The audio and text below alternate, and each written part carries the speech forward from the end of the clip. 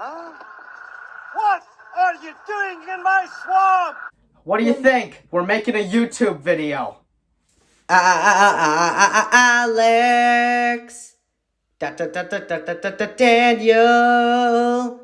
Daniel and Alex.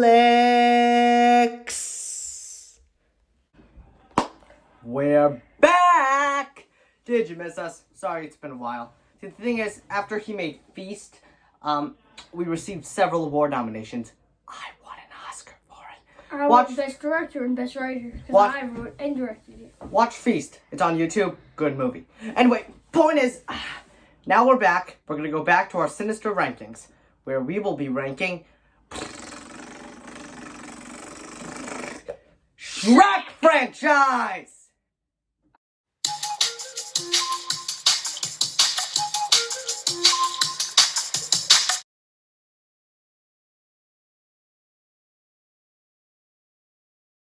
Shrek is an interesting franchise. Yeah, with fairy tales coming to life now, everyone should live happily ever after, only it's with an ogre, who you would expect to be the villain, but this guy, everybody knows him as the main hero now.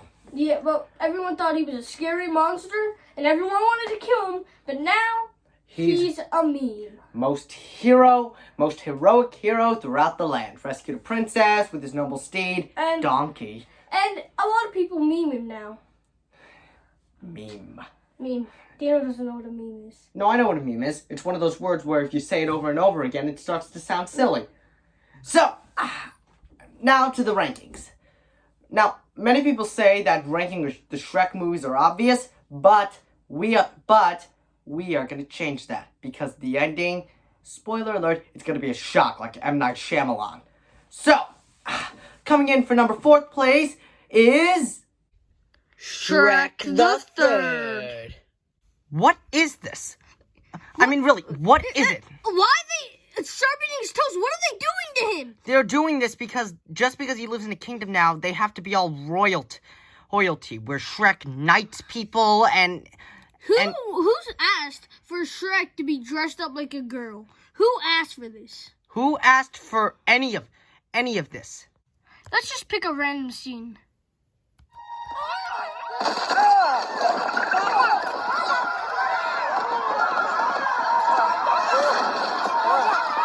Okay, not bad so far. But now look. Okay, now Shrek is naked with a hat on in front of babies. Oh, and now check this out. Okay, wake up!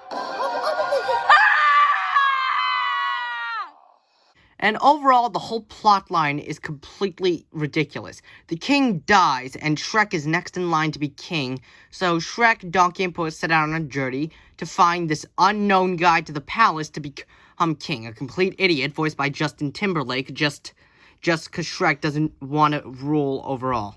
He's basically being selfish just so he can live with his wife instead of taking care of millions of people. I mean, I accept that.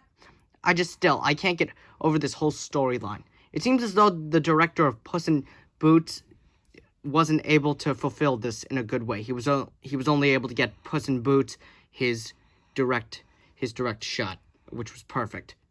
Now, there is a matter of business to attend to.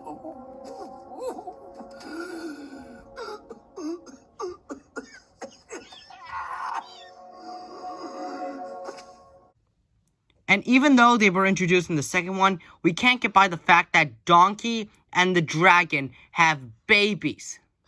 And even if a donkey and a dragon did have babies, this is what they would probably look like. Kill me! I'm in constant pain! Believe me, you do not want to waste a movie night on that piece of crap. Now, coming in at number 3rd place is... Shrek Forever After. This movie certainly isn't bad. It's actually very good. Yeah, the plot line is truly amazing and about how Shrek is having a midlife crisis and wishes he was a real ogre again. And I actually enjoy that. Until he gets swindled out by this con artist to completely ruin his life and wish he had and make him not bored. No one knows him. See, that's how good of a villain Rumpelstiltskin is.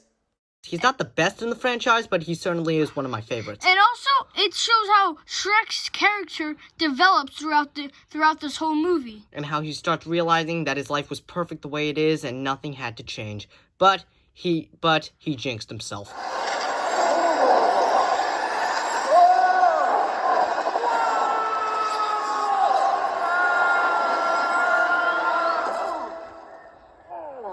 I think I fell on my keys. I guess some of the negatives we have to say about it is that some of the characters are undeveloped. Like, we don't really know their backstory and how they got where they are when Shrek was never born. Like, we don't know how Donkey ended up working for Rumpelstiltskin, or how Puss interacted with Fiona in the first place. And Gingy was hardly a character. It's like the film posters try to make him like one of the main characters in the whole movie, but he only appeared killing animal characters. And the witches are barely. I would like to know more about like their characters and like how more time, like more screen time with them. Yep, all we really know about them is that they're evil, and Rumpelstiltskin splashes them with water if they don't do their job. Your mind, please. Yeah. No matter what they take from me, they can't take away my dignity. Okay. That would actually make a suitable movie night. And now, coming in at number 2nd place, and this is going to be a big surprise to many Shrek fans. 2nd place is... Shrek. That's right, Shrek 1. This movie is just godforsaking awesome. And like we said before, but we'll say it again, the plotline is about an ogre, a mean, angry ogre that just wants to be alone. But when his land is taken over, he goes to get it back, and he's going to do this by rescuing a princess. And as he's rescuing the princess, he finally, just like in Shrek Forever After, he develops and starts realizing that he doesn't want to be alone anymore. He wants someone to share his land with and have friends like Donkey, and live the life as a normal person. And let's mention that this is one of the only animated movies to say the A word in it. Well, to be fair, they're not talking about Bud. They say ass as in donkey because he's a jackass. Mm-hmm. Can't we just settle this over a pint? No. All right, then. Come on!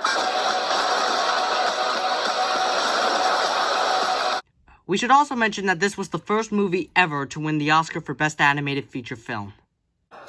And the Oscar goes to Shrek. This is the first Academy Award nomination and the first Oscar for producer Aaron Warner. We really have no negatives about this movie. We just put it in 2nd because we felt like the first place pick was more creative. Speaking of first place pick, without further ado, the Oscar goes to Shrek 2. After all the years of making fun of our cousin Jackson for liking this movie better than the first, we finally understand that this movie is a cinematic masterpiece. It's so much more creative than the first one, and in this one they introduced Puss in Boots, the King and Queen. This is the one where they basically introduced the whole storyline. Not the gumdrop button!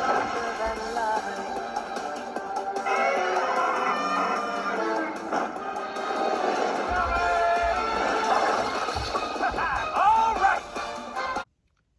We also respect the whole plot line and how Shrek feels like he and Fiona were never meant to be, so he tries to fix it by transforming him and Donkey into more beautiful characters.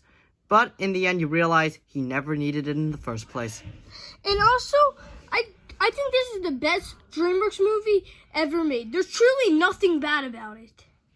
Yeah, the plotline's amazing, the villains are awesome, and even though that the first one has a higher rate on Rotten Tomatoes, that's not everything. You can't always rely on it. So if you ever want to have a movie night, this is your gift.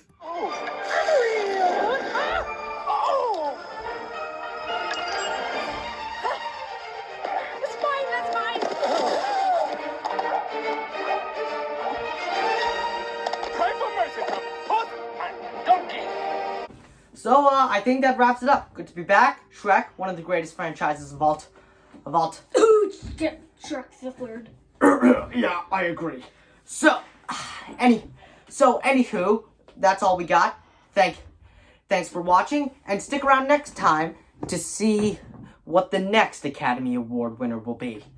Till next time, I'm Daniel, he's Alex, and we are Eyeball Inc.